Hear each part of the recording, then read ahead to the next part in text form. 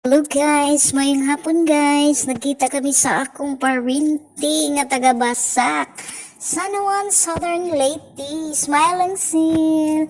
Dugay na miwa magkakita og maka-istorya. Hi, buotan ni si kayo guys. Dalaga pa ni, still single and available. Buotan kaayo si Sel. Si Giselle, si Osel.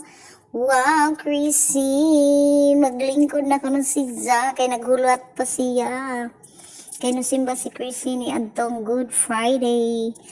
Kay daghang kayong tao sa simbahan. Maunang naa siya sa gawas. Sila naghuwat. Daghang manimbahay na sa gawas. Nindot kaayo ang view sa among simbahan. Sa San Juan, Southern Leyte. Ang mauni ang among simbahan. Arang kaanindot og hapsay. Buutan ang mga tao kay nanimba ang tanan. Na guys, uy bibi, nari ka bibi, mauni ang gawas sa among simbahan guys. Sa plaza, nanami diri sa tiris, huwat kay naay precision, inig kahuman guys. Mapanin ako na upload tungod sa akong kabisi sa akong kinabuhi sa matag adlaw. Busy kayo sa ambisyon yan, Chrissy, sa matag adlaw.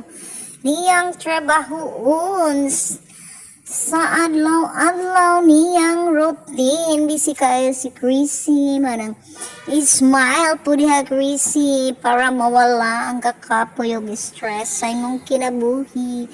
Pagkanindot sa gawa sa simbahan, sa plaza sa simbahan. Nindot kayo guys, ang among lugar. Arang ka nice of you. Wow. Gilibot-libutan sa mga manimbahay. Daghang kayong tao karon guys sa simbahan. Kay muki sila ni Jesus. Oh, lingkod-lingkod sa si Chrissy, samtang nagmisa pa ang among pari. Na guys, salalingkod sa Chrissy. Daghang manimbahay diri guys.